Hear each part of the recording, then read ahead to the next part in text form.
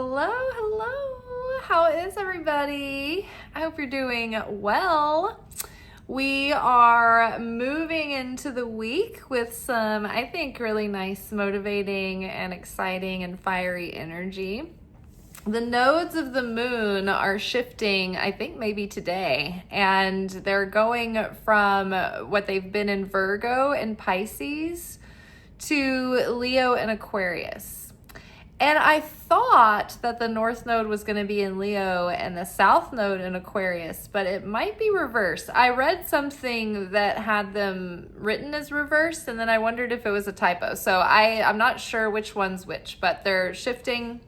This is a really auspicious week for like planting seeds and stuff, and having like some really excited, fresh energy and like a sense of purpose. Not just for the self, but for the collective as well. So I'm excited. So I'm going to show you the cards, and then we'll listen to the audio really fast, and then we will unpack them. So first we have from the Wild Unknown Archetypes, we've got the Mask, followed by the Flame, followed by the Siren.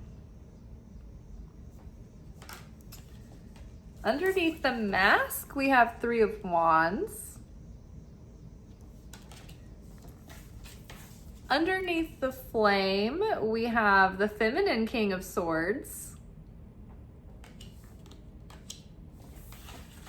And underneath Siren, we have Four of Wands. All right, so I'm going to let y'all listen to the audio and look at the spread, and that's very brief, and we'll be right back. The first thing I thought of when I looked at this spread was Sasha Fierce. Sasha Fierce is the alter ego Beyonce created for herself in order to get over her shyness and become the force of nature we see performing on stage. We are entering into a new era. It requires that we break out of our shell and take some risks in new ways and in new directions. There are new expressions of self that are ready to be realized. New ideas bringing fresh hopes, inspiration, and optimism. The siren of curiosity just might be leading us into a grand and purposeful adventure that could expand and enrich our lives in many ways. This is a highly auspicious time to plant seeds as the full moon is this week and the nodes are shifting into Leo and Aquarius. So when I saw the cards laid out, I remembered that the mask in this deck is not necessarily used in a sense of when we mask ourselves and present in inauthentic ways or hide the truth about ourselves, but rather it's more like putting on personalities to try to expand and broaden our horizons. Almost like, when I was a little kid, my favorite thing to do would just be to sit in my vanity, like in my chair, in my mirror, and I would do these mirror television shows as these different characters. Like the people that you see that have done that kind of comedy for years, like character comedy. The people online that are doing these characters or whatever, on social media, that's what I would sit and do as a child to entertain myself. I would put on costumes, I would put on completely different cultures and accents and all the things that you get canceled for now, but I was just innocently exploring different characters, and different ways they would be. And so I just loved doing that. Well, I still do it now. I sit here and talk to a monitor where I can see myself, and I know I'm talking to people who are watching later, but it feels a lot like the process of what I did as a child. Putting on these different characters, putting on these different hats, and being able to shift from expressing myself in one way in one environment and another, right? I've always been able to put on different roles. As a child, not only would I make believe that I was playing different characters, but I also wanted to be an actor. And for a long time in my youth, I kind of dabbled around in that. But I always like the idea of being able to step into different experiences and different perceptions and different experiences of life and with life. And I always thought that was really fun. And so as an adult, I've been that way in my life. I've always described myself as having like a Forrest Gump resume, as it were.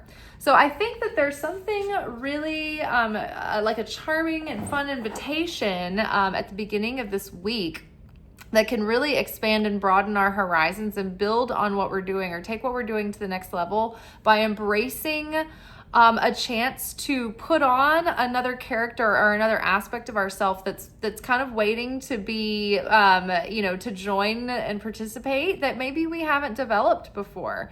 Maybe we're, taking on a new sort of adventure or a new project of some kind that's out of our wheelhouse, or something that we haven't really done before, donned before.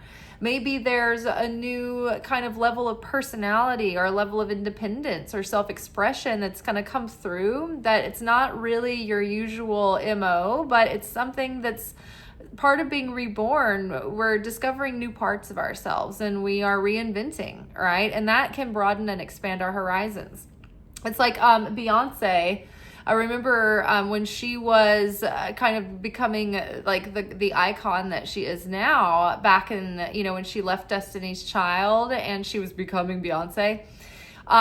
People would interview her a lot about her life and her journey to her to success, and she would talk about how shy that she was and how it was so hard for her to get out there and be a pop star because she was so shy and timid, and so that she had to develop this alter ego called Sasha Fierce. And so when she's on stage, she could put on this character, Sasha Fierce, and do things that she felt maybe like Beyonce Knowles, like who was she to do that as Beyonce Knowles? She was able to do it as Sasha Fierce.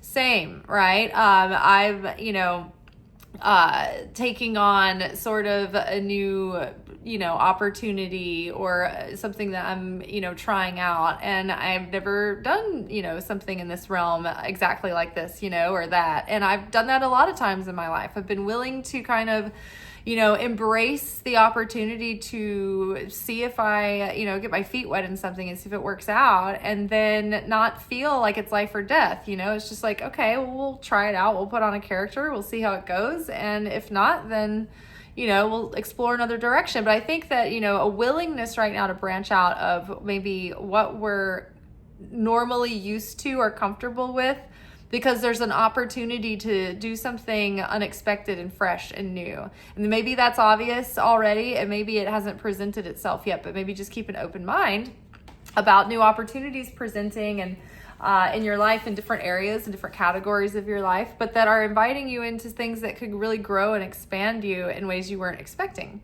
Right? And I think that that is something that might make you feel a sense of fun and play and inspiration, because Leo season is here, it's upon us, and it rules the house of play.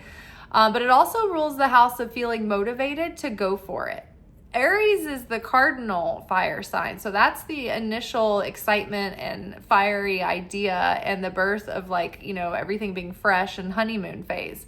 But Leo is the kind of fire that steps in when you're ready to really commit to something and go all the way and finally make it happen. So there's a lot of manifestation potential here. And I think it's really motivating, and I think we're getting inspired and passionate. And the flame talks about how delicate this inner flame is within. It's like your hope and your belief and your innocence and your trust in life and your, desire to want to have experiences and build experiences and grow and be here in the material realm, right? That gives us our vitality and our inspiration and our creativity and our desire and willpower, right? And so that is a delicate situation, and life can really put that flame out in us, and we have to be intentional about protecting that and feeding it. and honoring it and following it. And so I think that there's something that's being birthed forth right now that's leading us in that direction. And I think that we feel like we can stand in these shoes finally. We've got the feminine King of Swords here, and in this deck, if you're new to the channel, in the whimsical tarot, what is it called? Whimsical Moments Tarot. There is the traditional feminine queen, and then there's the traditional masculine king, and then there's a combination character that's the female king. And what that is that I interpret is that the queen represents the mastered feminine qualities of the suit. The masculine king represents the mastered qualities of the masculine elements of the suit. And then the feminine queen is the alchemical marriage of the two wholes becoming one. And so this feminine queen, she doesn't have a sword. She has a needle that she can very precisely pluck out the diamonds in the sky, the stars, and string them onto her string of these lights, of these pearls. And so it's about precision and intention, and having like an intelligence about oneself that is very like, you have the capacity to think intelligently and strategize intelligently, but also be impactful in the way that you communicate your message and your plan and your beliefs, and you are convincing to others. People trust you. They look at you with a sense of nurturing authority. And that creates trust, right? And so there's something about like the fact that we have this particular kind of intelligence and ability right now to communicate our message, to be effective, to be intelligent and strategic, and to be successful at something, because we have 4 of Wands here. This is a period of prosperity and abundance and finding harmony and inner peace and well-being. The 4 of Wands is usually depicting like a familial celebration at home, that like kind of lends to like maybe like a wedding celebration or something, you know, positive that brings things together in a sense of well-being and bliss and harmony, that also kind of like hints at a period of fulfillment. It's not like long-term fulfillment, like say the 10 of Pentacles, but it's on its way. It's like that initial feeling, the emotion and industry, that's like things that you're making happen, that are going on, that are bringing kind of the life into harmony, right? And the siren card here in this spread, sometimes in other spreads, the siren card warns of being like lured in by an element of temptation that might bring you into like dark places or off your path. But like in this reading, it feels like a siren that would be saving the sailor, or leading you on maybe an adventure that is expansive and exciting, right? But I think this siren is leading us deep into creative exploration. And I think that this is one time that the siren is actually trying to use its enticing aspects to lead us somewhere that's actually maybe going to turn out well. So be savvy and be intentional. But when you look at all the readings lately as a whole, it seems like the theme has been really holding our hand to bring us to this position where we have been we've been given a heads up that we're coming towards a point in the path where we're going to be invited across a bridge into a next level. And that might feel like a bit of a risk, and it might take some trust. But if we orient ourselves around love and around what we can do with purpose, and where our soul is guiding us, and where our soul is making us feel lifted up, and it feels like it could be expansive and bring more love and more sharing and more goodness and more unconditional creative light through our lives, then it's like it might be worth the risk. It's like a calculated risk that's worth maybe taking a chance on. And owning a decision, right? It's like sometimes, like for instance, I just did like a kind of a course thing, and it's always a few $100s to do something like that, and a commitment of time and effort. And it's like I came to the decision that it's like I'm very decisive in feeling like this is a good thing to at least try out, see if I'm good at it. And the amount of money that I just spent on this course is an investment in myself, but it's also less than I would spend on a staycation at home, that even if I just stayed home for a few days from work and worked on some projects in the house, that would probably cost about more, if not about the same. So I was like, and doing something like this for me has long-term fulfillment. And even if it's a delusional hope, there's still more lasting excitement in something like this, following like what people say is a wild financial hair up my ass this summer. And usually when I go on a vacation, it's not that I don't love it. It's nice and relaxing and fun while you're there. But like the moment that you're in your last hours and you're in checkout mode, you're like, you immediate depression. Like all the goodness is gone immediately because you're going back to your real life, and you can't come back for a long time probably, unless you're doing well and you can come back, and you have a situation where you have that kind of freedom. But for us people who don't, it's very depressing, the end of a vacation. So, what do you have something in your life that is kind of calling you in a way that you feel like maybe gives you a little hope and a little direction, and you feel kind of a sense of, decisiveness about it and peace, and, you're like, well, it could offer more value, than the wasted scratch off tickets, right? After a year. So let's give it a shot. All right. So that is all for today. We will be back together tomorrow for our weekly manifestation oracle message. And then I think that on Wednesday, let me check my magic of eye planner.